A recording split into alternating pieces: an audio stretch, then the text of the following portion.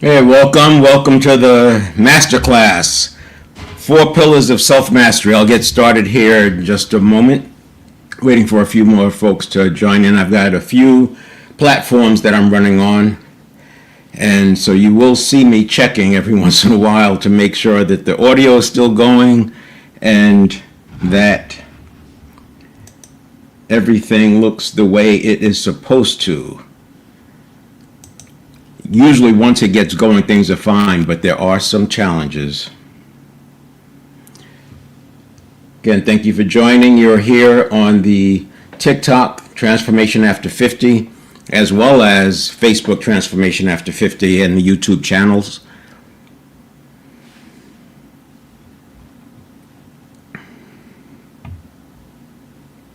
We have a nice program laid out today. I kind of packed it in, so I'll go quickly, but there's a lot of content. If you do screenshots, you'll have the information for later.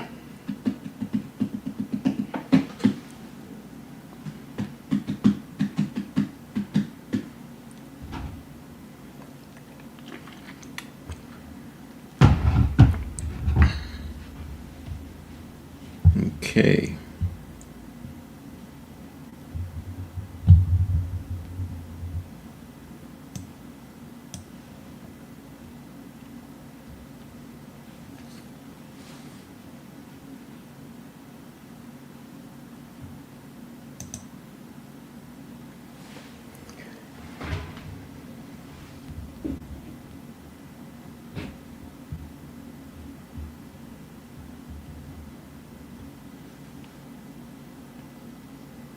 All right. I'm going to go ahead and get started.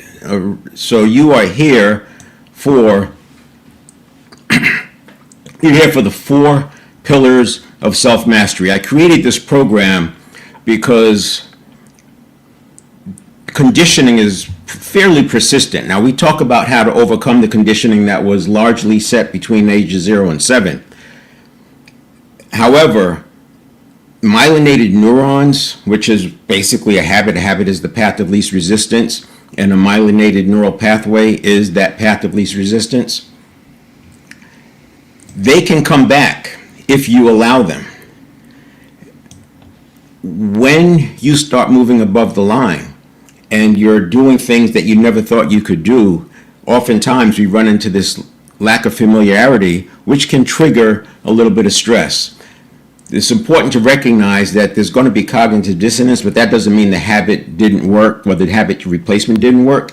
It's just a matter of leaning into what you plan to do, let the cognitive dissonance dissipate, and the neuroplasticity takes place overnight. So you'll find oftentimes that each night, not every night, but sometimes you may feel like a little bit of tension, maybe things aren't going to work.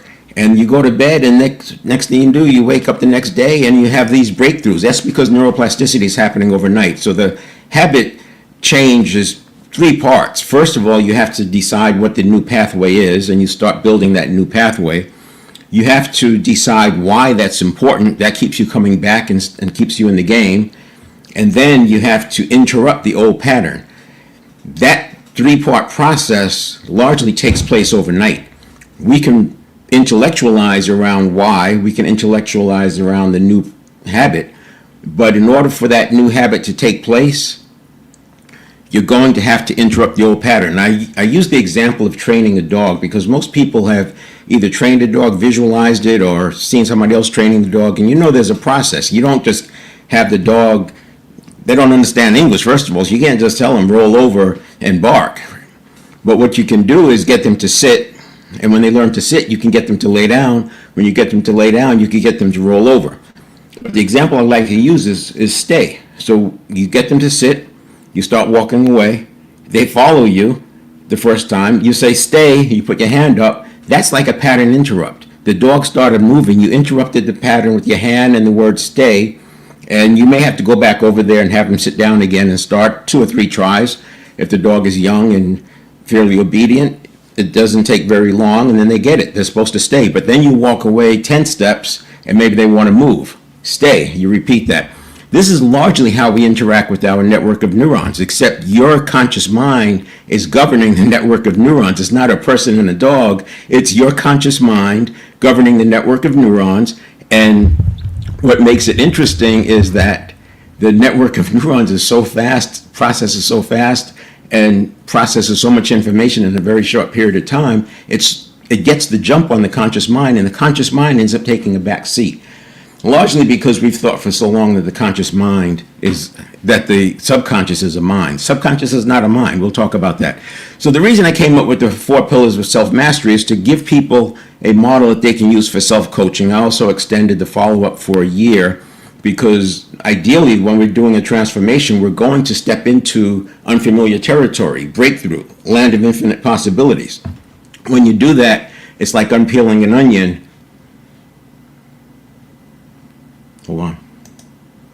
When you do that, it's like unpeeling an onion, and you're going to constantly find new things that are coming into play. So, and those new things could trigger old habits.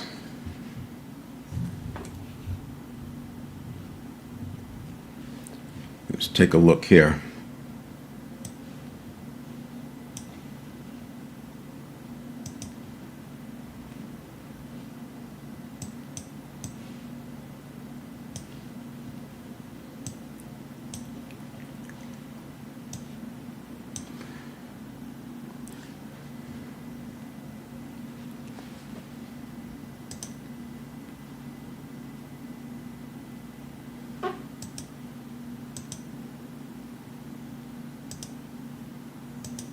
There we go. Had to get my other camera set up. Now, I am watching the chat comments, and if you have questions, I will answer them as I go. So, yeah, so I just learned about NLP. Wow, didn't realize I'd get into this before I start. It's worth going into it before I start. So, the reason I'm doing these master classes, so first of all, I said I came up with the four pillars of self-mastery to give people a way for self-coaching and also to give a roadmap for coaches to work through so they always know where they are. It's important to know where you are with the client because then you can pick back up, as well as you don't have to go all the way back to the beginning. You can zero in on what's going wrong. The other reason I'm doing these weekly masterclasses, every week I'm live with masterclass with a different focus. Like today I'm going to focus more on priming, but with 50 slides, I can't go so deep. This is more like a full day course. I'm doing it in 90 minutes. But the reason I'm doing this is to educate about neuroplasticity, because some people think neuroplasticity is NLP.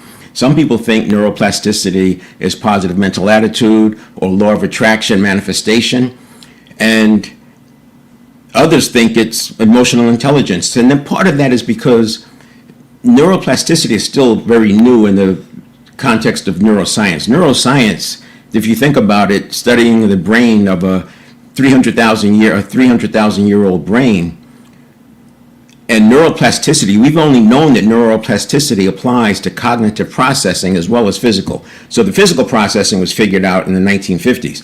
Cognitive processing with respect to neuroplasticity wasn't discovered until early 1990s. Emotional intelligence was already created. Emotional intelligence was already being popularized by mid-90s, and at that time it was still saying that habits can't be changed. Intelligence can't be changed. That you are fixed, your identity is fixed. And the point about neuroplasticity still being new is heavy in the research labs, but it's mostly for rehab, getting back to status quo. It's also used in geriatric,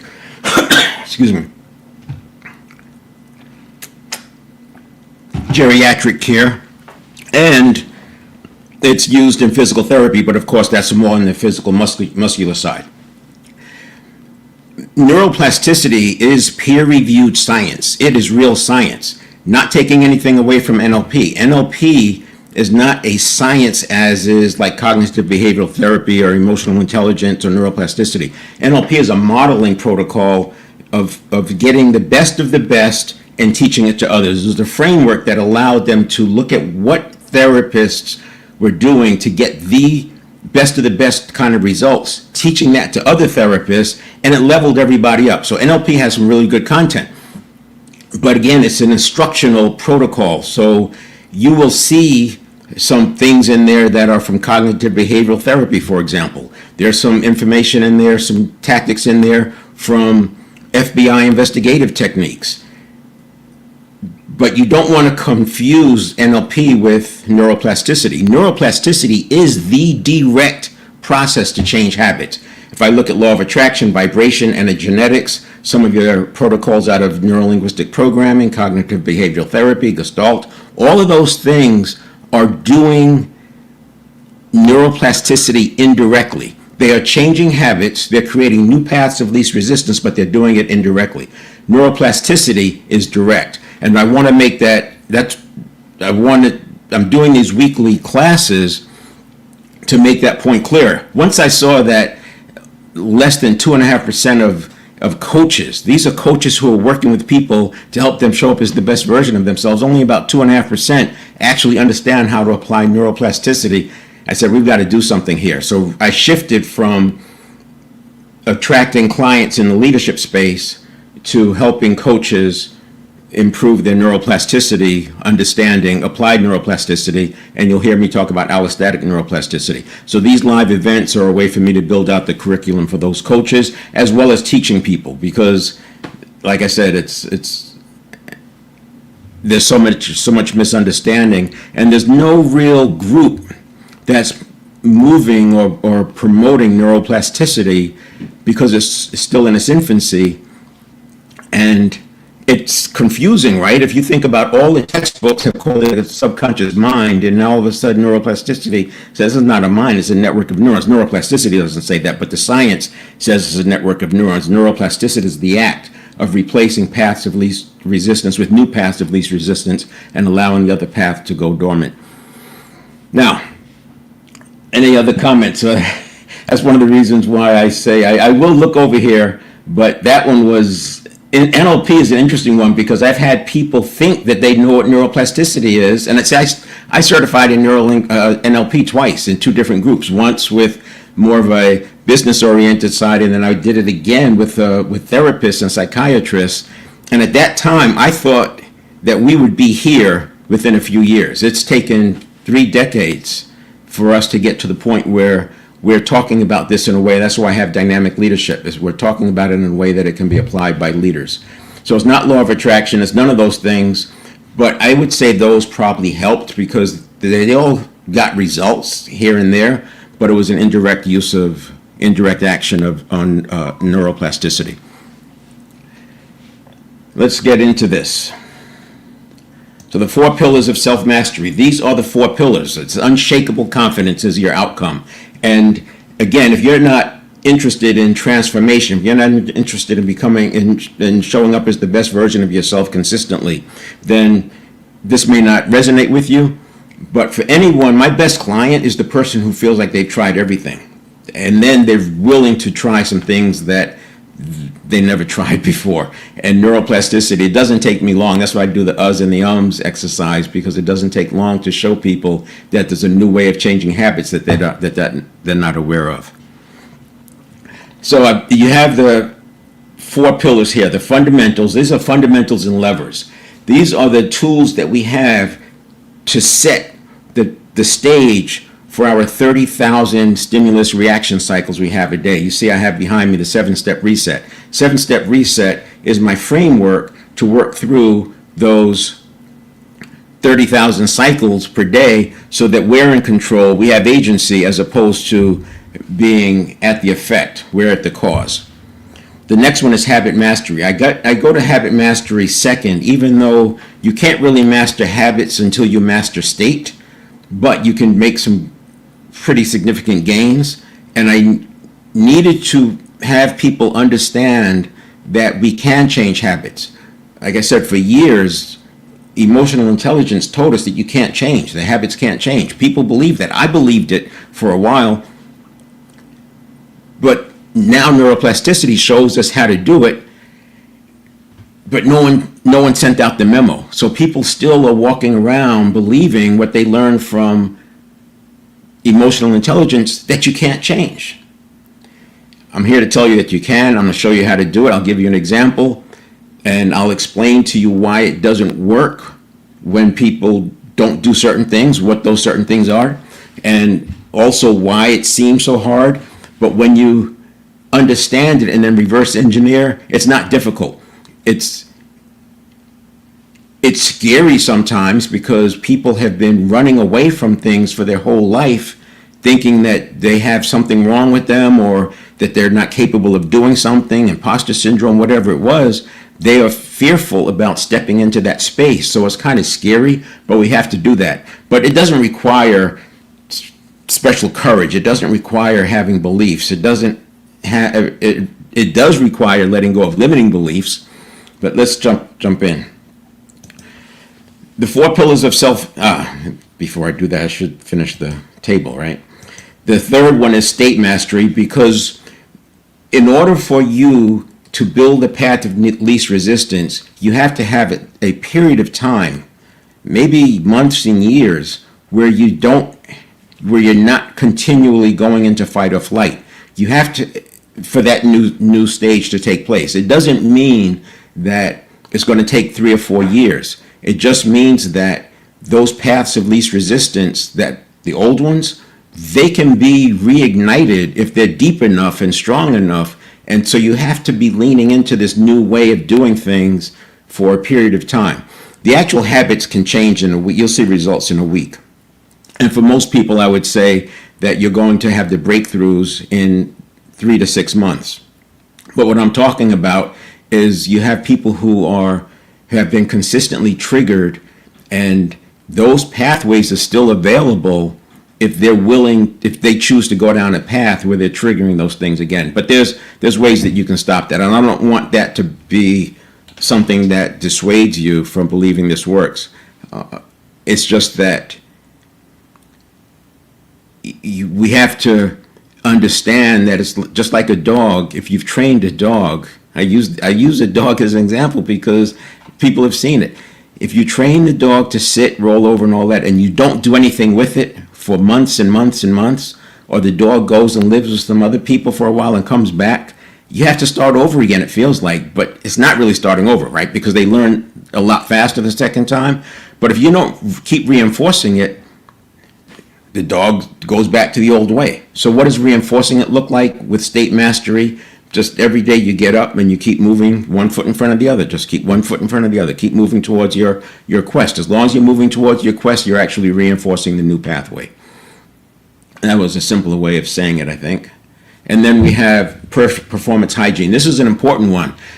The reason this is on there is I saw too many people who have a strong awareness of what to do and how to do it. They make the shifts, but they have things that throw them back off course. And one of the big ones is forgiveness. And it's not forgiveness from a morality standpoint. It's forgiveness from a personal wound standpoint. Now, this is not mental health. I don't do any mental health. It's like little T. Something happened when they were a kid. Someone knocked the ice cream cone out of their hand and people started laughing. And this becomes this pain. It's a personal pain. Who knows what little T's, what things became little T's, right?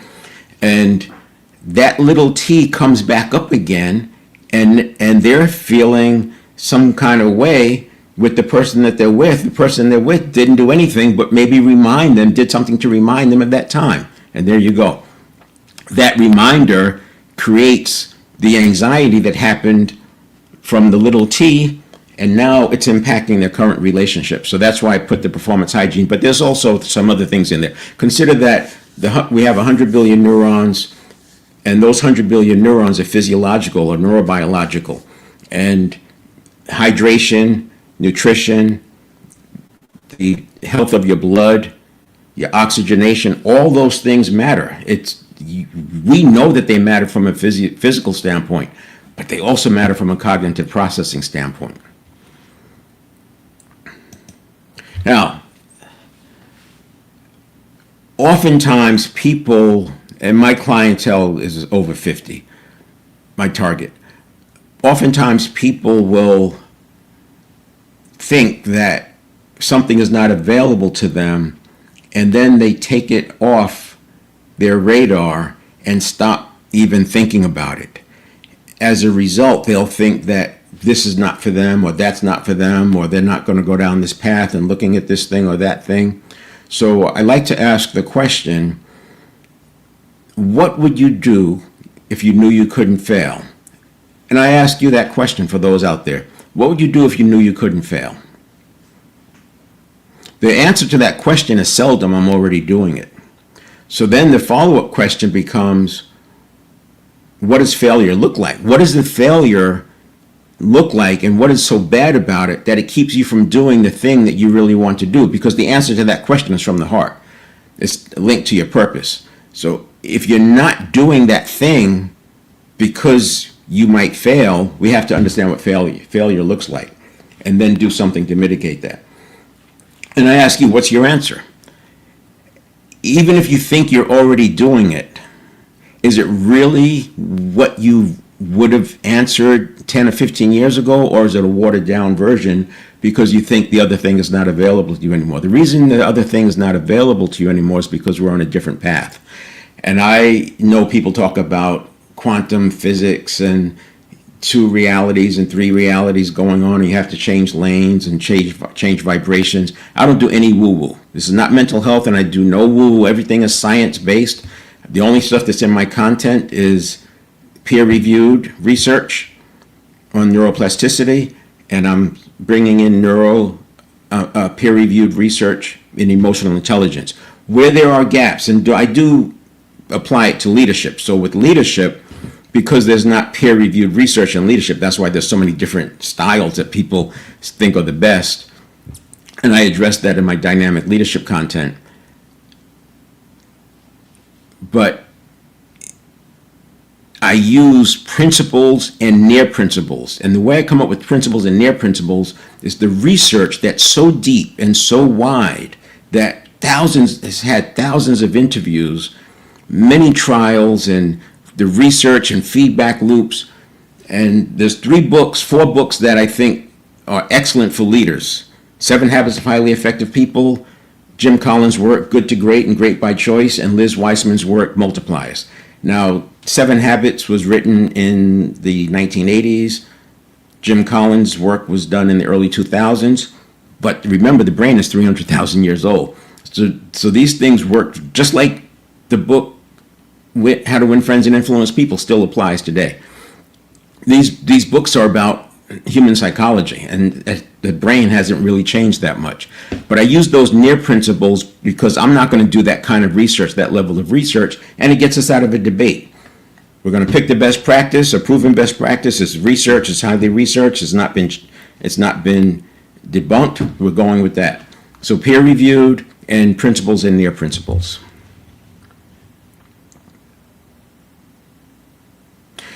I have a question here at the bottom. If you knew you could fund your desired lifestyle, pursuing purpose and passion, what would you be doing? This might be similar to this question up here, but again, we want you to lean into what does your heart say that you want? What is it that you really want to do? And then let's start removing the obstacles that are keeping you from doing it. Now, I mentioned the state mastery. This is the inverted U. It's optimal pressure. In here, between totally disengaged and overwhelmed, we have this optimal pressure zone. Now, if you catch people and just kind of ask them about this, you would find that most people think it's out of their control, that the pressure is coming from the outside and they have no control over it, etc. But I'm telling you that you can change your habits in such a way that you govern your own optimal pressure. You literally stay inside this zone. We'll talk about that today. When people become overwhelmed, they shut down. The neuroplasticity doesn't work well when you're overwhelmed. That's another reason why I said we have to be able to stay calm. And again, think about a dog. If you're trying to train a dog to sit and there's a lot of activity going on, there's other dogs barking and cats are messing with them, it's going to be harder to train that dog in that setting. You have to have some calm. Same thing with our nervous system. We have to be able to manage that optimal pressure, and that's a big part of the 4 pillars of self-mastery, is to optimize, stay in that optimal pressure. Outside of the optimal pressure, we end up with unpredictable results. Others' actions change your results, so you can get hijacked by other people just because you're height. And this is the same thing as being on edge, right? You're on edge, and then little things will set you off. So it's the same thing. When you're outside of that optimal pressure, it's like being on edge. So all these things are connected. And then uncertainty causes a lack of confidence. And if you don't have confidence, you're on your heels. And now you're priming yourself with that lack of confidence. The upper limit can be more than just a line. So it acts like a barrier. This is what keeps most people from ever going after what they believe or want to be able to achieve. Yeah, we get the homeostasis, we get the upper and lower limits, and we're just going back and forth in our comfort zone. And we do try to go out of it. Most people try to go out of it. Some people do break through. But when you go in here, what happens is you're now doing something that you believed you never could do, or you're facing the unfamiliar. That creates cognitive dissonance. And cognitive dissonance, by the way, it accompanies neuroplasticity. You can't have a breakthrough without having a break with. And in this barrier are all your memories, conditioned. Remember, memories are conditioned. They're in the network of neurons. The stories, the bad experiences, violence, habit patterns, things you've seen, things that happened to you, maybe getting bullied, getting cheated. Even good experiences could cause you to have some cognitive dissonance as you enter this. The logic being that, or the example being a football player or athlete who only wears his lucky socks on big games. It's become a superstition. It's that he had such a good experience with this, it ends up becoming a limiting belief. And then we have resistance factors, keep you in place, empowering catalysts, enable breakthrough, cognitive dissonance is neuroplasticity in action. So what we have to do is remove the resistance factors, create empowerment catalysts so that we can go forth and do great things, and then understand that cognitive dissonance is neuroplasticity in action. And along with that, anxiety and excitement have a very similar signature. Hold on a second.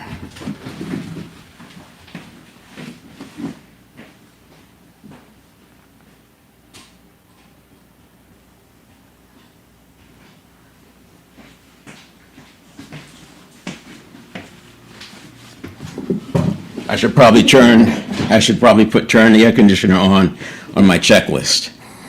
In Sacramento, it will get to be 100 degrees in the daytime, but nights are really, really cool. It's nice about that, being close to the desert. But you have to turn that air conditioner on at some point or you bake. So we're talking about above the line. And when I have the 4 pillars of self-mastery, living above the line requires that self-mastery. This is what I was alluding to with the state mastery. You do have to take charge of the personal leadership and agency, but it's not difficult. It's a process, and the process is different from what we learned. And that's what makes it hard. And the other thing is I used exit ramps and on ramps because this place in here is so different. It's different than this, and it's different than this. And there's more going on. So we have to have an exit ramp and an on-ramp. Just like if you were traveling down the freeway, you wouldn't go heading east and then 90 degrees head south and you're doing 100 miles an hour. You would have to take an exit ramp and then an on-ramp for the new direction. And so you do slow down and you have to let some things go on the exit ramp. We let some things go so that we can go through here, and then you have to adopt some new habits, and we'll talk about that. So we want to go from this to this. This self-mastery takes us into above the line. I call it the allostatic corridor. There's your exit ramp, there's your on-ramp, and then you have the allostatic corridor. Allostasis is a cousin to homeostasis. Homeostasis is stability at the status quo. So you have homeostasis and comfort zone right there. And then allostasis is stability on an upward trajectory. The best example of allostasis is the thru hiker.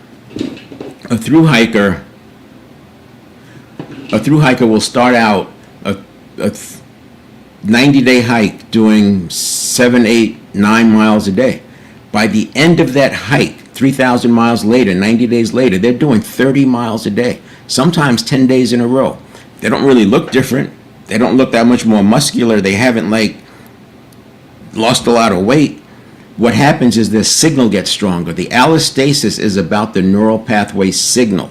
The same way homeostasis is about the neural pathway signal. Remember, a 300,000-year-old brain, most of that time, 300,000 years, our evolution has been based on hunter-gatherer. You can find there are places on the globe today that people are still hunting and gathering. That's still their MO, is to hunt and gather. And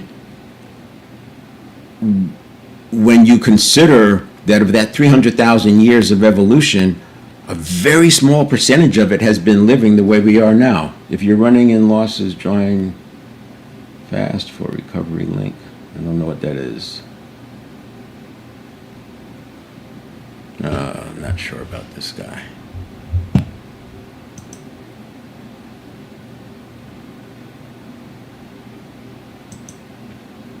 Okay, had to block someone.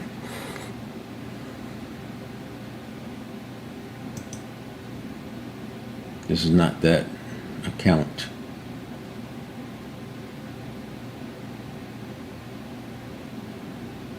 Okay. So the allostasis, through hiking is applied to physical activity, but it also applies to cognitive processing. That's the big breakthrough, is that neuroplasticity was known to apply to physical activity. Now we know that it applies to cognitive processing as well. The first pillar, fundamentals of cognitive performance. The subconscious is not a mind, it's a network of associations, a network of neurons fueled by neurons that form paths of least resistance. So a path of least resistance is a habit. I just heard a great metaphor, it's like a forest, that when you're walking through the forest, you take the paths that are already, shown, right? And if people don't walk on there a lot, you end up with, it gets overgrown. Or maybe somebody starts a new path. The tree falls down and somebody starts a new path. There's a new path of least resistance. Instead of climbing over several trees, you have this new path. And if you break the trees, cut the trees out, that other path will reform. So that's sort of like how the neural pathways are. The path of least resistance is where the habit is. You can change your identity, you can regulate your emotions in real time, and you can eliminate reactivity. 3 different kinds of habits. And again, we can change our habits. We're mostly cells, 50 trillion of them, and 100 billion neurons, as I mentioned. Since we're mostly cells, it makes sense for us to understand the physiology part of this thing. It's a major determinant of your outcomes. Now, in my step 1 of the 7-step reset, there's 5 levers. I call it the fundamentals, which is what I've been covering, that it's not a mind and that we can change. Those are the fundamentals. You have to have that understanding, or you're not going to be able to get past the next part of it. You're going to have too much cognitive dissonance. Hold on a second. Let me see if I can do this.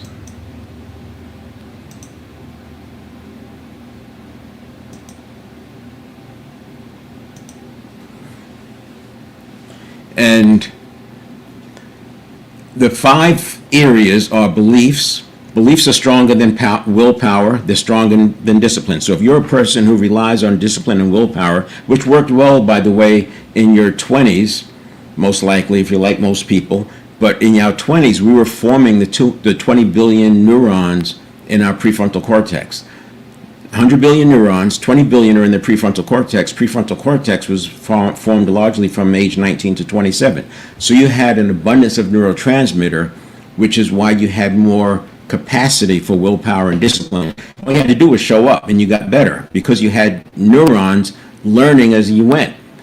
After 30, that doesn't work anymore. You have to do more than just show up if you want to get better. So beliefs are stronger than willpower and discipline. You have to have something stronger than beliefs, and that's going to be recreating the limiting beliefs. When you eliminate the limiting beliefs, your positive beliefs will take you much further than you could ever imagine. Then we have conditioning. From ages 0 to 7, as you know, babies just learn. They just absorb by doing. 0 to 2, they're in the theta state. 3 to 7, they're in the alpha state. They just absorb. It's like being in hypnosis. They just absorb. That's how they learn to read, all that stuff. That's why you look at kids, they have so many similarities of their parents, especially as the kids become adults. They have a lot of mannerisms of their parents. They just picked it up as a child. That conditioning is outdated. As a hunter-gatherer, what those children learned, I wasn't there obviously, what they learned from 0 to 7, you can see that it makes sense, because at 30, they're still hunting and gathering the same way. Our 0 to 7 is so different than what we're living through today. It's not even close. Priming. Priming is starting to become, in my book, one of the most important things we need to pay attention to as we go through the transition. Once you're on the other side, it's not as important because you have the habits to help you, but priming is so powerful. And let me just give you an example. I want to spend a little time on priming today. Let's say that there's something that has a 9/10 probability of happening, a 90% probability of happening. And you know that it has a 90% probability of happening, and so you build your plans around that 90%. There's something else that has a 20% probability of happening. So you give that less weight, you don't think about it. Now we can also add another dimension in there and call it severity. So now we have probability and severity. Now let's say that the 90% thing with probability also has a high severity. So call it low, medium, high, and has a high severity impact of not doing it. On the other hand, you have the 20% probability, and it has a low severity. So you have a low probability and a low severity. What priming can do, a person can prime you to focus on that version B, the low probability, low severity, and consume your consciousness with it to where you start making decisions as though that thing is imminent. This is how powerful priming is. It doesn't matter which one is stronger, which one is a better fact, which one is more proven. What matters is which one comes in first. To prevent that from happening, one of the things you can do is prime yourself every morning. Now, I know a lot of people, especially when it comes to business folks and leaders, they're not interested in meditating, and you don't have to do that. But I would say you owe it to yourself, you owe it to your future self to at least take 5 minutes, if not 10, to prime yourself for that day. Now, how do you prime yourself? You start with breathing. Breath work is a powerful tool. Start with breathing. Do 5-second breaths, 5-second inhale, 5-second exhale. Hydrate.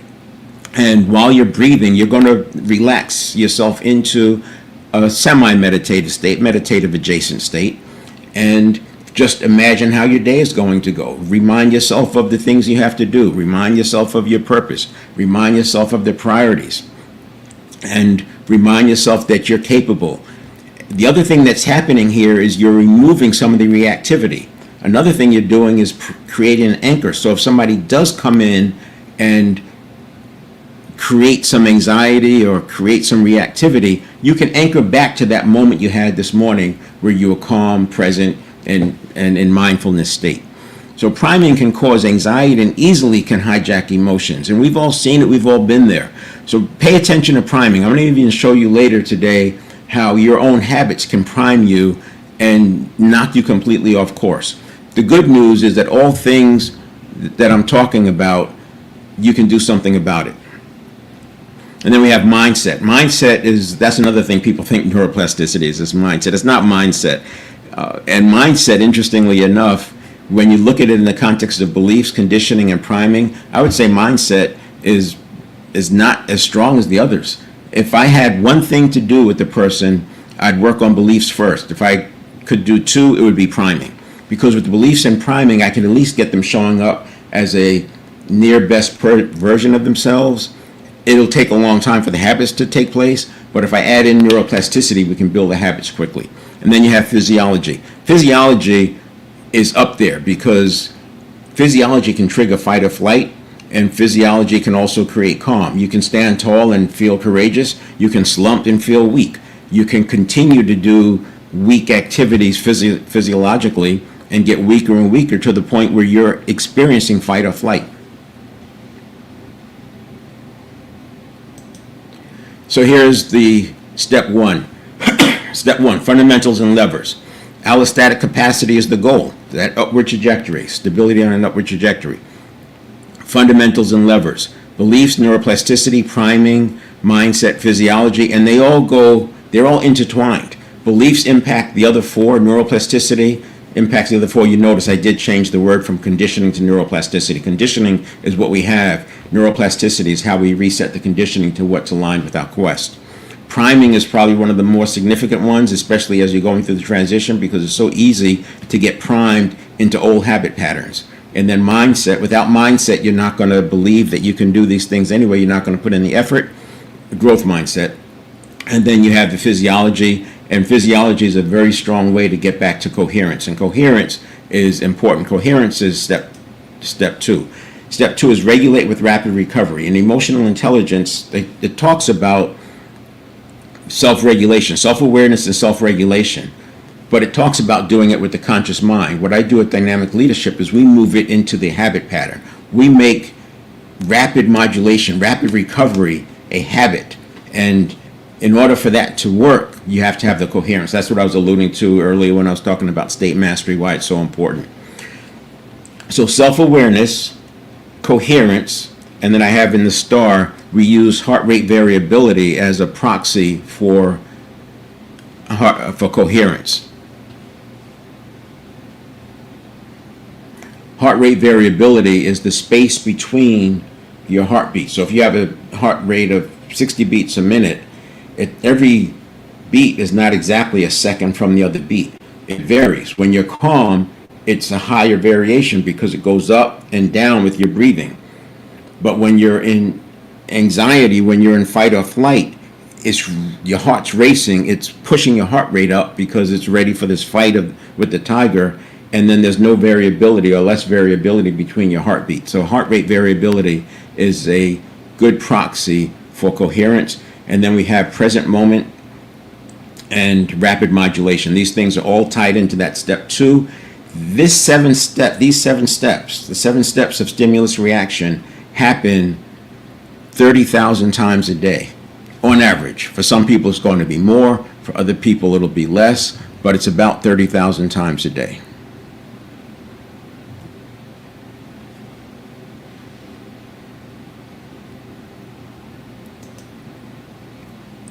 The second pillar, habit mastery. Your habits make up your personality and your identity. 3 types of habits to address. Behavioral habits, those are the easier ones. Things like uhs and ums, idiosyncrasies, scrolling, reaching for your phone.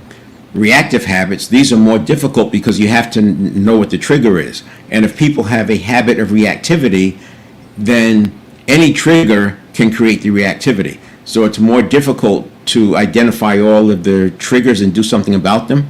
But what we can, or the cues or stimulus, what we can do is change the reactivity. So that's what we do. So there's 4 layers of reactivity. There's your first layer. This is like the internal threat. We're creating it ourselves. I call it the hater reflex, because in social media, if somebody posts something and you'll have somebody else just like lash out and they're attacking their character. They don't even know the person, but they're attacking their character, etc., because it triggered something inside of them. It was an internal threat. It's a reaction to a reaction. They don't even know the person. So that's the internal threat. That's the first layer. Then the second layer is cognitive biases. Cognitive biases actually come in very early. When I talk about the 2 sides, the network of neurons and the conscious mind, cognitive biases are right up there with reactivity in terms of happening very early. And then you have your reactive habits, your layer, your ego threat layer. This is like road rage, when somebody's ego is threatened and they lash out. And then the last one would be like a crash out, somebody having a phobia, something like that, we're crashing out. Identity habits are difficult to change because identity and personality, that's a construct. And people try to change their personality or their identity at the construct or at the construct level. It doesn't work that way. You have to change it at the elements level. These reactivity layers are a good reason why people believe habits can't be changed, because the reactivity, by the time you are aware that you're reacting, it's too late. This is the network of neurons side. It processes at 11 million bits per second. This is the conscious mind side. It processes at 50 bits per second. Much, much slower. 11 million bits to 50 bits. And the conscious mind has a reaction time of about a half a second. So from the stimulus to when the conscious mind understands that something changed, it's a half second. Meanwhile, the network of neurons has been processing millions of bits of information in that 500 milliseconds. That's why you feel like you're out of control. That's why you feel like there's nothing you can do about it, because you're so late relative to the 11 million bits or 5 million bits of information that's potentially processed by the time you're aware of it. This depicts it right here. The earlier you can make a change, the greater the impact and the lower the effort. The longer you wait, the lower the impact and the higher the effort. This is the first half second. This is the second half second. And then I have a pre-stimulus where the conscious is, the network of neurons is pre-listening. It's always predicting. The brain is always predicting what's going to happen. You go into a meeting and you see certain people and you say, oh, what's going to happen in this meeting today? So-and-so's here. Another time you go in and you see somebody, this is going to be a great meeting. So-and-so's here. You're always predicting what's going to happen, and that colors your experience. This is priming. You're priming yourself with your own predictions. So by doing the priming in the morning, intentional priming, it's very different than letting yourself be primed just by the forces that are out there. And then this here is the space between the network of neurons and the conscious mind. The network of neurons processes in signal. The conscious mind processes in words. So it's important that we have a way to allow that conversion to happen. The network of neurons is converting the signal into something that can be perceived as thought. So that's this area here, that's this conversion. Now, again, if you're triggered, that 1 second is going to get reduced. You can have a person have 5 or more stimulus reaction cycles inside of a second. If you've seen somebody crashing out or somebody being triggered, you see they're reacting to the reaction. They're not ever even paying attention to the external. You can speak to them, but they're reacting inside. It's like you're in 2 different conversations. Now here's where we'll start talking about the habit. I mentioned that our habits can prime ourselves. So this zone here is where your cognitive biases come into play. Your cognitive biases come into play in this area here. And this is where your reactive habits, so it's cognitive biases and your reactivity habits live here. Call it readiness. You can make a change there with a perpetual question. A lot of people have a perpetual question that's something like, why can't I do anything right? Now what's going to happen to me? I wonder what fun stuff is going to happen today, being sarcastic. And they're priming themselves for having bad things. And this is not PMA. It's just it's like training your dog, and you go to the cabinet where the dog food is and the dog gets excited. You're priming yourself to believe that something's coming. Then we have the orientation. So these are reactivity habits. This is the orientation zone.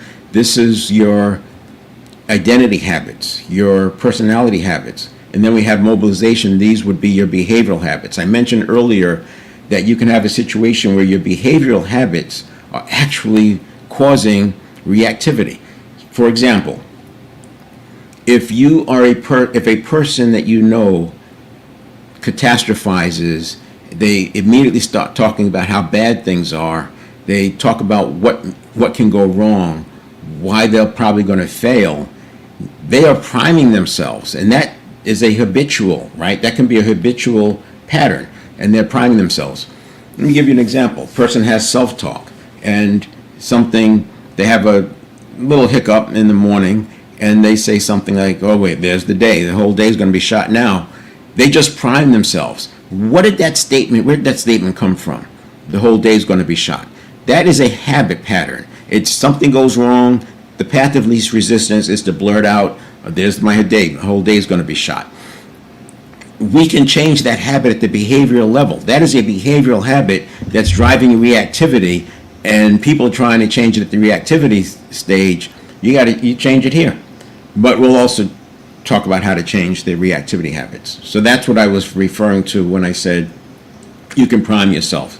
So again, behavioral habits, reactivity habits, identity habits, and then I would say over here in your conscious mind, we call these the response/integration habits. In the 7-step reset, this is all step 3. Step 3 does not include the response. It includes the handoff to the response formation, but it doesn't include the response. The response is step 4.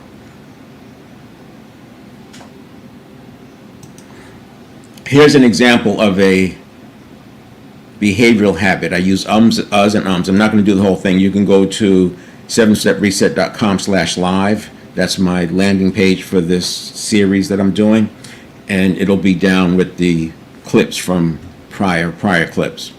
It may not be right there right now, but by the end of the day, that will be there. A 12-minute exercise, you can walk through it, but here's the short version. You stop using filler words, ums, uhs, and likes. And I'm not talking about a person chooses to say I'm talking about the habitual ones that they don't even know that they're doing. You can stop those. 10-minute exercise, they're gone. You won't notice the result until the next day or two. First, you see awareness, and then you start noticing, and you can stop yourself, and then they're eliminated. It takes about a week for them to be completely gone, as long as you practice 2 or 3 minutes a day for 3 or 4 days, because the neuroplasticity happens. Remember, it's not knowledge.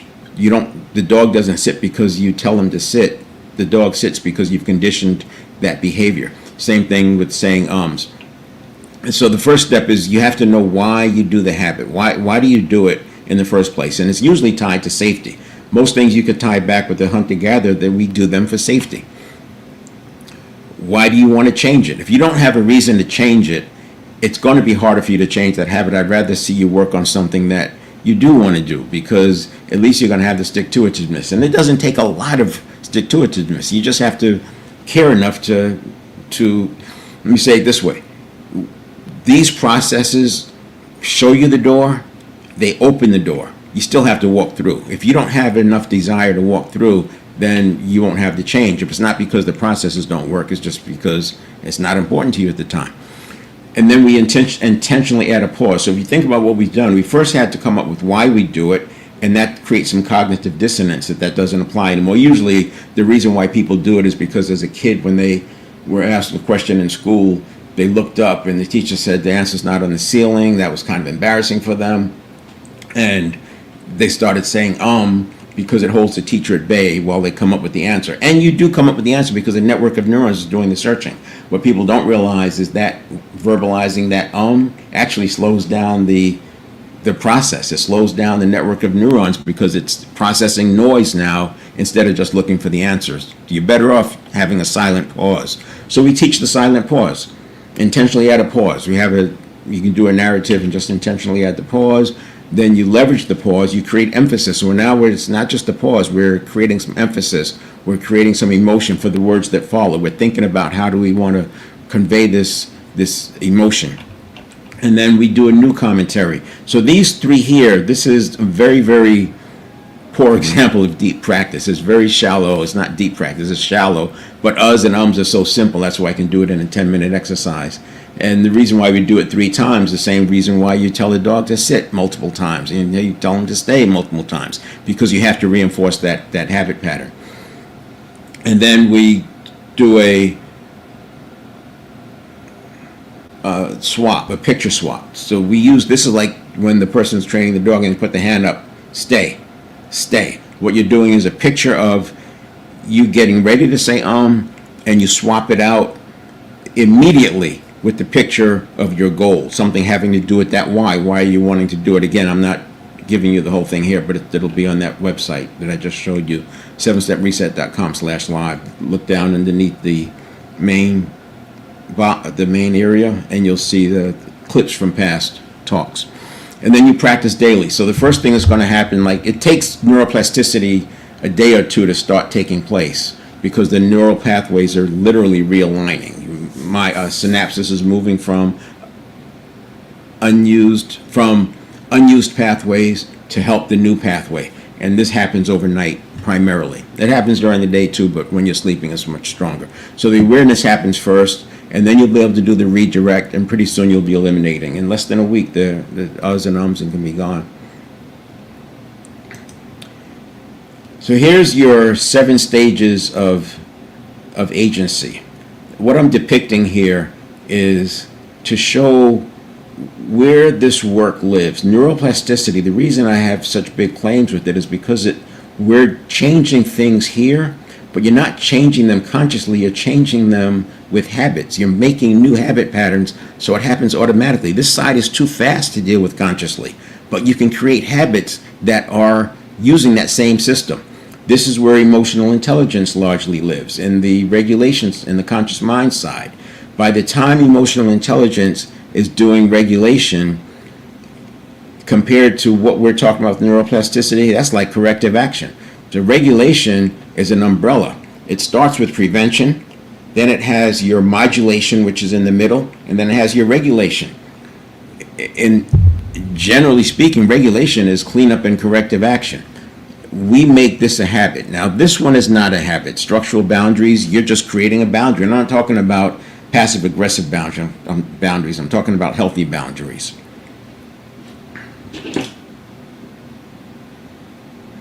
So you have your boundaries. If you're not there, it's not going to happen to you. And then we have your preemptive priming. This is like the changing the perpetual question. This is like priming yourself in the morning. You're preempting a lot of noise and nonsense by priming yourself and then living into that priming. This is why people say don't pick up your phone, don't do this, don't do that. A lot of these rituals. I'm all about rituals, but I also acknowledge that rituals should be different. It depends on what season you're in. If you're creating and innovating, this is a different kind of ritual. If you're in operational mode, grinding it out, widgets in, widgets out, different set of rituals. If you're in a transformation, going through what we're talking about with the self-mastery, it's a different set of rituals because you're going to have to prime yourself more and you're going to have to do more to keep yourself in a high coherent state. And then we have your dynamic interception. So we train this. This is way beyond the scope of today, but we literally retrain your subconscious, your network of neurons, so instead of being biased towards threat, it's biased towards neutral and positive. And that makes a big difference because you have fewer threat signals coming across here. Instead of spiraling because every other thing is a potential threat, you go from 80% potential threat to maybe 10 or 20% potential threat.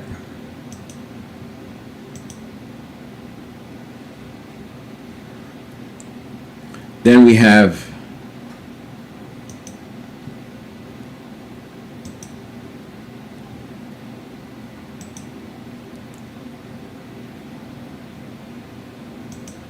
I'm doing something here just because I have these guys jumping into the live. They're not here for the live. And then we have dynamic modulation. So the interception is a reset of the trajectory while it's starting. Remember, low effort, high impact. Then we have dynamic modulation. This is catching it as we go. If you drive a car and you've anti-lock brakes or you've used the traction control, that's like dynamic modulation. It's fixed, it's adjusting on the fly. So if you're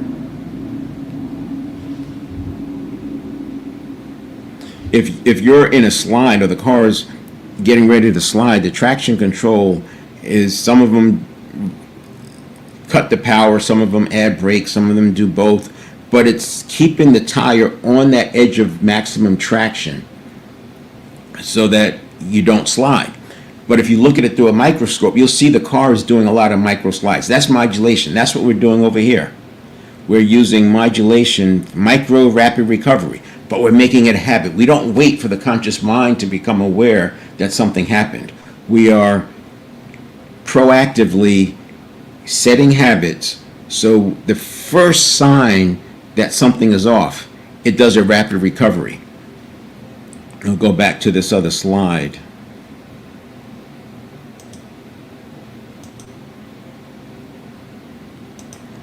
So in here, this is the trajectory is being set.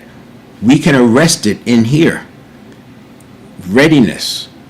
You won't know consciously what happened, but you'll know that something shifted inside. And when that shift comes in, you create a habit, recreate a habit in advance. So you immediately take a breath, or in this case, this is very early on. You may have to just focus on something else, quickly shift your attention to something else. Over here, we have an automatic breath, automatic breathing to reset. And consider that this is happening in less than a half second. If you take a 4-second breath and then exhale slowly through your nose, you've already used up 5 or 6 seconds. So that by itself is going to slow you down. So in other words, instead of waiting for you to feel the anxiety and consciously decide to breathe, we make it a habit.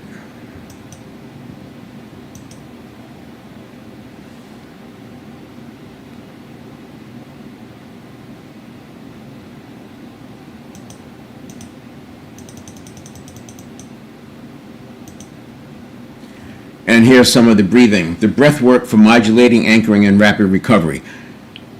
I use the breathing as an anchor because when you're breathing, if you're doing breath work, you're going to come into, like I said, a meditative adjacent state.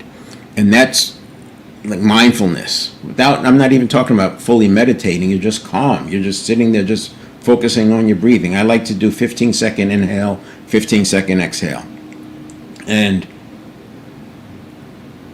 when something goes off, when something is unexpected, you can immediately just take a breath and get back to that anchored state. Again, it's a habit. It's not a conscious decision. The conscious decision is to build a habit. The habit is the thing that kicks off over and over. And you're familiar with, so this is the physiological sigh. Take 2 quick inhales. This is a good one. And then top it off. So you inhale, and then you top it off, and that forces more air into your system. The box breathing, 4 counts, inhale 4 counts, hold 4 counts, exhale 4 counts, hold. That's good for stabilizing, getting back to coherence. The 4-7-8 is very good for getting into coherence. Again, I like the 15-second inhale, 15-second exhale, which is a variation of the 5-second inhale, 5-second exhale. There are entire books written on breath work. So I can't do it justice here, but I'll go through these and you can do some quick screenshots. So this one, the psychological sigh, offloads some carbon dioxide. That extra breath is powerful, and it also breaks your pattern. So if you think about what I'm talking about here, you've heard of you have to first interrupt the pattern. We are building a habit that interrupts the pattern. You take that double breath, you've interrupted the pattern. Then we have the box breathing. I think that one is one of the more common ones. This one is more about getting alert. It's more about focused. So a lot of times people like to, when they're teaching meditation classes, they have people do box breathing just to settle in. But it's good for mindfulness as well. Then we have the 4-7-8. This is the one I said is very good for coherence because it targets the vagus nerve, helps them with that vagal tone, and coherence is so important. And this is how you get back to that quick, rapid recovery. And then we have intentionally slow your speech. If you're talking to somebody, just slow down. Just slow down as you're talking. If you're by yourself, you can verbalize and slow down what you're saying. You're just stringing out, so you're not reacting to reactions. You're stringing out. Again, making these habits. And then the last one is the physical tension and release. You could be in a meeting, and you can simply just grab your knees and squeeze your knee. And again, we're using habits to break habitual patterns. And you're not consciously thinking about squeezing your knee. You're building these anchors in advance. So it does take a little bit of work, and I'm not suggesting that you do all of them. You pick one. I like the 15-second inhale, 15-second exhale. You might like the quick breaths. The holding or squeezing for tension might be something that works for you. If you're a kinesthetic person, just squeezing and then releasing could be useful. Now the third pillar, state mastery. Personal leadership, agency, and expansion. Accessing the best version of yourself requires being in a high-performance state. Cell behavior is like human behavior. There's two configurations for cells. Either they're going after nutrients or they're in protective mode. If they're in protective mode, they're not going after nutrients. You can see the correlation between why people get sick if they walk around holding a lot of resentment. But for us, if we're stressed, we're in fight or flight, we're not able to pursue growth. We get that cognitive narrowing. People who've been in combat and experienced firefights, they know this. We call it the red mist. You get that cognitive narrowing. This is the fight or flight. You're ready to fight this tiger. Life is fractal, so what's true for cells is usually and oftentimes true for the self. Your internal environment is the external environment of cells. Our external environment is the internal environment of our organizations. We want to make sure the organizations are non-toxic. We want to make sure the organizations are healthy for the people who are in them so that we don't create this anxiety and fight or flight. You can't perform at your best if you're stressed, and hence that's why I brought up the pressure curve earlier. To put a picture with it, I used the 5 levels of personal leadership. In the middle is stabilize. This is where people, generally speaking, are attempting to stay. But if you're trying to stay and stabilize, you're often going to drop down into destabilized. Above stabilized, we have agency. Above stabilized, we have agency, and above that, we have expansion. I suggest staying in agency, working to stay in agency, because this is you're pushing on the coherence. So this gets back to what I was talking about earlier. One foot in front of the other. You just keep pushing, keep pursuing back to that agency. You don't let yourself fall into stabilized and destabilized. Every day you get up, it's like a new day. You're working towards that agency. Expansion is like when you level up. If you think about athletes raising the level of the game, you don't stay in expansion for long periods of time. But you can go there for a few hours at a time, get some momentum, and this is that allostatic living. Destabilize and collapse, we don't want to be spending time there, and these can all be traced back to habits. You can build a habit of being an agency. You can build a habit of when you're instabilized, you move back to agency. We can build those habits. So when I talk about doing things with neuroplasticity, it's because neuroplasticity is the protocol to achieve the path of least resistance. And here's the 7 steps. You can see we have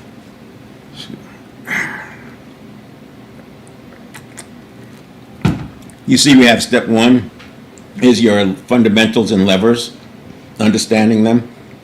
Believes neuroplasticity, priming, mindset, physiology, and allostatic capacity.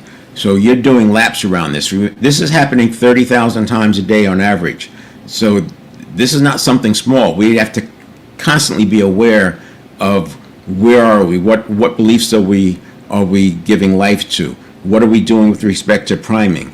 Am I still focusing on the habits that I want to build? Just as like a quick dashboard. It's like a quick KPI and a dashboard. And then step 2 is telling you, am I in a strong coherent state? I use HRV, heart rate variability, daily. I just see where I am. If my heart rate variability is low, I know I may need to do some more work just to stay at even keel. I may have to take more breaks and maybe hydrate more, maybe do some deep breathing multiple times a day. The more coherence you have, the less chaos you're going to be experiencing and the less rigidity. Chaos at the extreme is like crashing out. Rigidity is like a severe fixed mindset. So we want to have high coherence, so we have low chaos, low rigidity. I look at these as the dashboard because most people are just going along thinking that, the default mode network, right? They're just going along and whatever happens, happens. They don't realize that you are unconsciously engaging in stimulus reaction cycles constantly during the day. If we're awake 65,000 seconds and you're having 30,000 stimulus reaction cycles, that's a recycle every other second. It makes sense for you to get back to coherence and not spend a lot of time off in some other land. Then step 3, we spoke about most of today. This is your stimulus, reaction, and handoff to response. It's not the response, but it's the handoff to the response side. And the response is step 4. So I call this the 1 second model. It's probably a little bit less than 1 second because the reaction time is a half second and you can respond quicker. But if you agree that there should be a pause, now you see why we talk about it separately. Because once you have the suggested handoff from the network of neurons to the conscious mind side, you have to decide, is that the response you're going to have? And if you're in an operational environment where every day is pretty much the same as yesterday, it probably works to have the response the same as your reaction. But if you're in transformation world, everything is new. Every day is new. It's a new frontier. You can't be relying on past reactions. Those aren't going to work. Step 4 is response. And then I have step 5 is an intervention if needed. So the step 4 is your response, but it's also a check-in. Am I emotionally agitated? If I'm emotionally agitated, I need to modulate my emotions before I act. Step 6 is the action step. Do it, delay it, delegate it, discard it. But again, we want to modulate our emotions so we're back to even keel before we take action. We don't want to be taking action in a hijacked state. And then we have step 7. This is mindfulness. Step 7 is mindfulness. And what we want is to return to mindfulness so we're ready for that next 7 steps as we go through. So the 7-step reset is just resetting your conditioned patterns. So your conditioned patterns are aligned with your quest instead of being something that was done for you and to you by your environment when you were age 0 to 7. Allostatic neuroplasticity. The same way athletes drill until the right move is automatic under pressure, we drill with cognitive processing so that the habit patterns are automatic. That's where we get the rapid recovery. Leaders and professionals can rewire the first half second so that when pressure hits, you're going to show up with your best version of yourself. You want your best response to fire first. So you want to have your best priming in place. You want to be coherent. You want to modulate your emotions if you get a little bit anxious. You don't want the old defaults kicking in. And the way you prevent them from kicking in is not by suppressing them. It's from having new paths of least resistance, which you decide intentionally based on your quest. We don't need to add new skills. We need to install stability. Once you install the stability, your energy, momentum, effort that you put in is going to take you further. Or I should say farther. And then we have your making the reset a habit. Step 1, step 2, then 3, 4, 5, 6 is just, whatever. That's life. You're just dealing with life. 3, 4, 5, 6. 3 is thrown at you or created by you. Then 4, 5, and 6. 3, 4, 5, 6. But you come back to return to mindfulness. 712. That's your job with agency. 712. 712. If you make this a habit, 712, you're going to be living more days in agency than you would otherwise.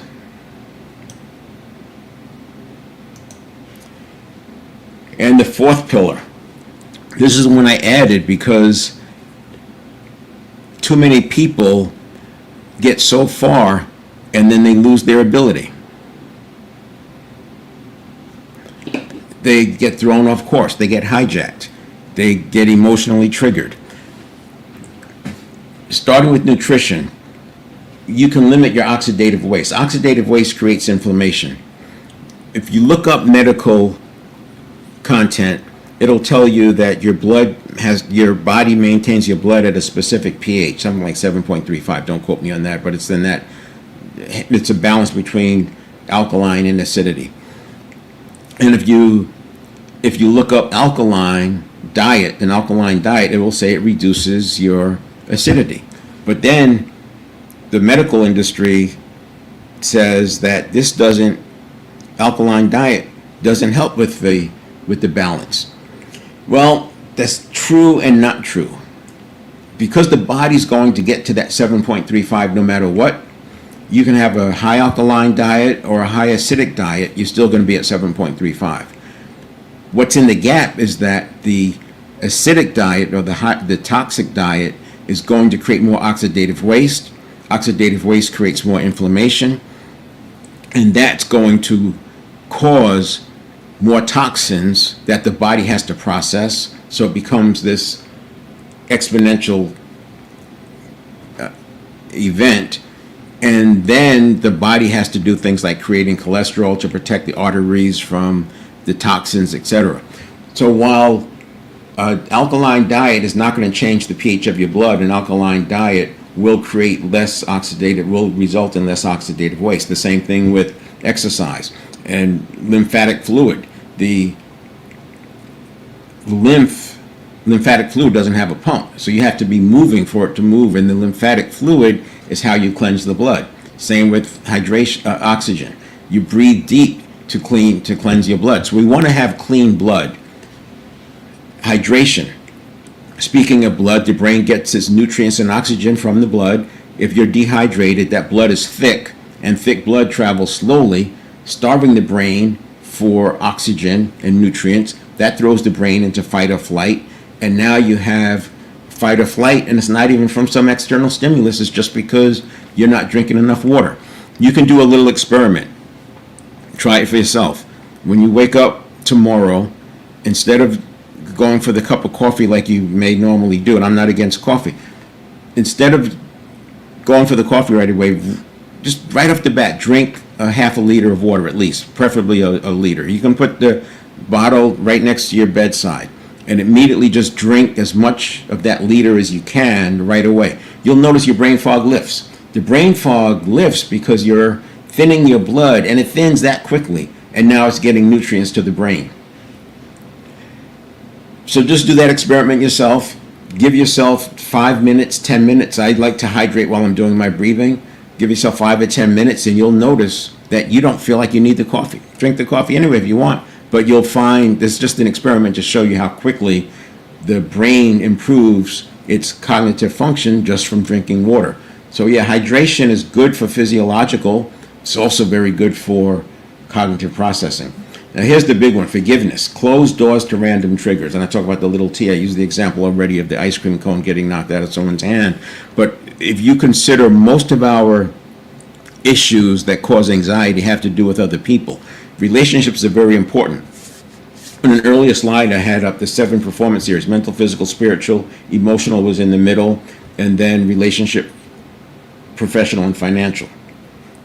The first 3, mental, physical, spiritual, are in our control. The last ones, let's go there. Let's do this.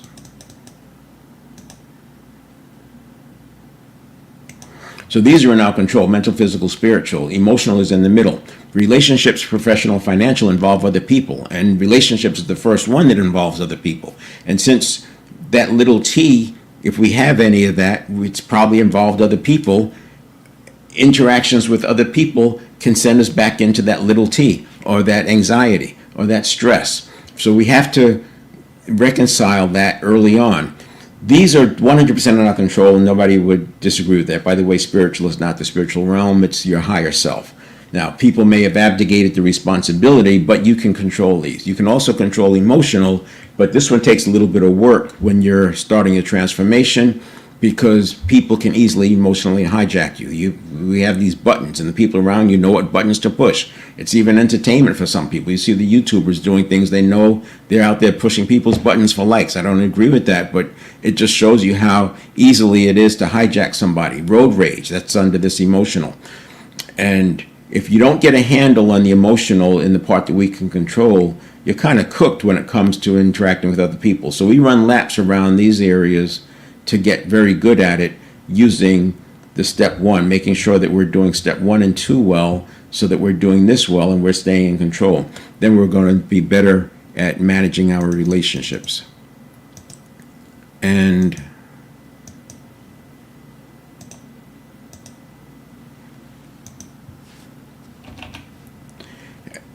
So the forgiveness one is important, and I'll go through a quick exercise with you in a moment. And then the exercise, so this gets back to the lymphatic fluid, but when you do all-out intervals, think about sprinting. And I like sprinting, but it also requires a lot of recovery, and it's easy to get hurt, so just be aware of that. But you can do footwork drills, you can do bounding exercises, you can do hiking. You're not going to have the 7 to 15 second intervals with that, but you can do bursts. Hiking is actually a very good all-around exercise, but the reason why 7 to 15 seconds is it's all-out effort for 7 to 15 seconds. It improves the mitochondria, improves testosterone for men, estrogen for women after menopause. It reduces inflammation. It improves your brain-derived neurotropic factor, BDNF. It improves AMPK, your metabolic, your use of energy, how you access energy from your metabolism, and even your proprioception, where you place your limbs, because you're forcing the body to create more neurotransmitter when you're doing this, strengthening the signal. When I use the example of the through hiker, I said they don't look different after a 90-day hike, yet they're doing 30 miles a day, sometimes 10 days in a row. It's that the signal is stronger, and that's what this all-out intervals, this is what they do. They strengthen your signal. And to take it a step further, the 7 factors of allostatic increase: it's intention, novelty, precision, balance or complexity, progression, intensity or explosiveness, and then struggle at the edge of ability. This is just like video games. If you think about it, all these 7 are right there in video games, and there's a reason why people play video games for hours and hours on end. But when you apply all of these in whatever activities you're doing, if you're doing exercise, if you can apply 7 of these ideally, but at least 6, you're going to be generating more neurotransmitter, and that's going to be helping you with the allostasis, getting into that allostatic state. And here's your performance hygiene. There's 8 steps, so you can do a screenshot. There's your step 1, identify and isolate. Step 2 is access the anchor. Step immediately into a meditative adjacent or high coherent state using rapid mindfulness techniques. And then you want to deconstruct what was going on. What is the reason for it? Deconstruct it, because it's like leaning into it and getting some distance between you and the emotion so that you can process this. It also helps to have the emotional modulation. Don't suppress it. Use emotional modulation to locate it in the body. Locate it. Where is it? It's in my chest. It's in my gut, whatever. Label it. You can go back to the emotional modulation. One of the 8 uncomfortable emotions. Is it disappointment, helplessness, embarrassment, vulnerability, sadness, shame, or anger or frustration? Once you label it, you're able to get a handle on it. And then we have the next 4. Extract the lesson. What am I supposed to learn from it? So locate, label, learn. That's part of the emotional modulation as well.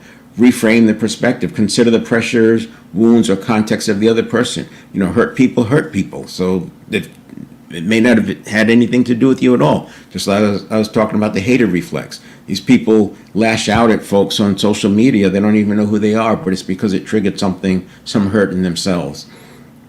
So understand that they may have something going on. Now, when I talk about forgiveness, again, it's not morality. It's performance hygiene.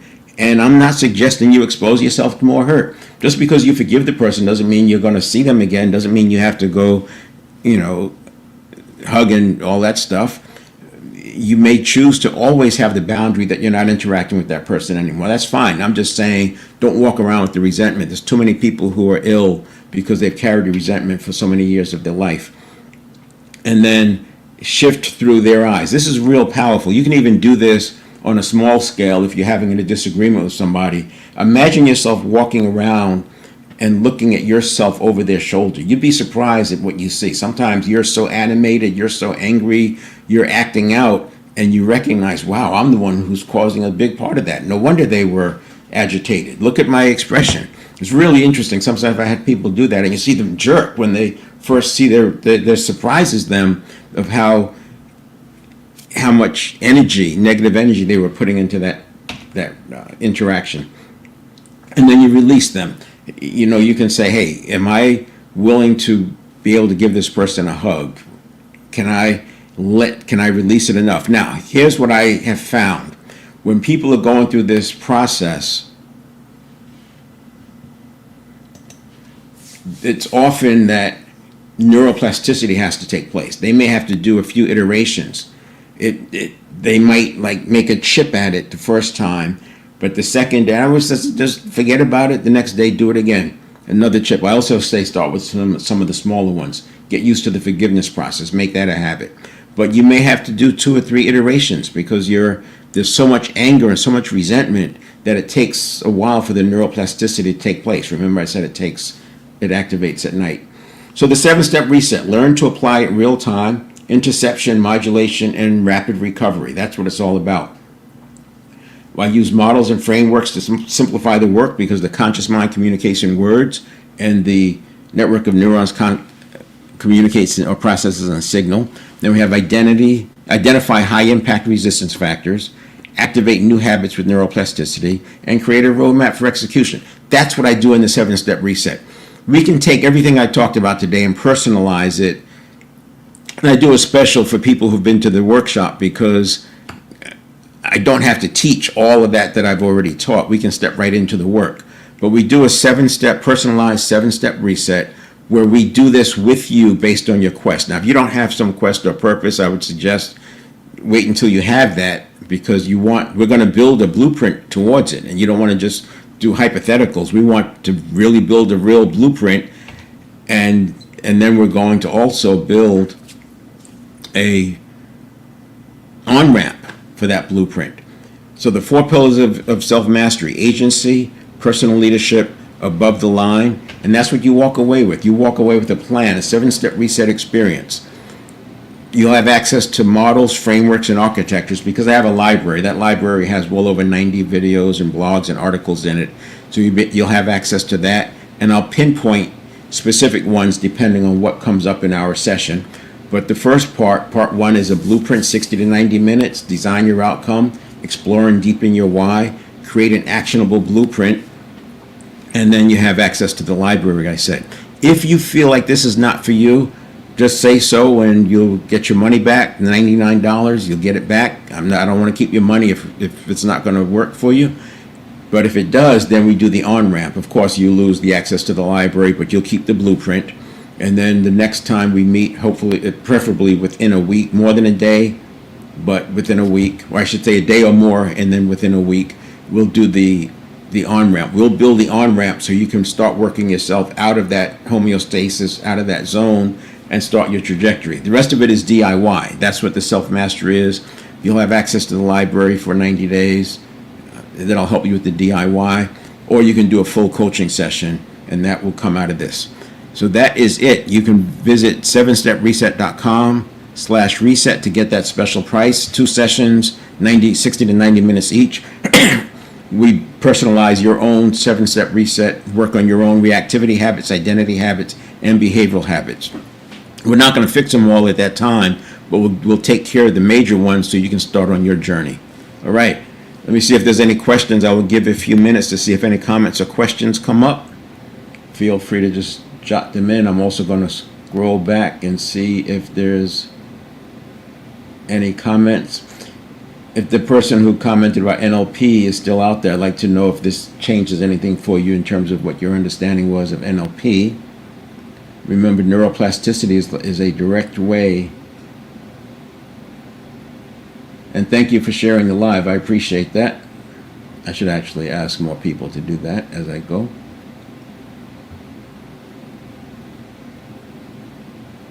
All right, it doesn't look like there's any questions coming up. So I'll do this again next week at 10 o'clock. And every week, 10 o'clock, at least for 6 months. But I'm going to expand it to more emotional intelligence and neuroplasticity to combine those two. And then the third pillar would be self-mastery. So we're using the best practices of emotional intelligence, which is peer-reviewed. We're using neuroplasticity, which is peer-reviewed, to turn that into habit patterns. And then we use self-mastery to step into that future life that you have in mind. Right, we will see you, and thank you for joining.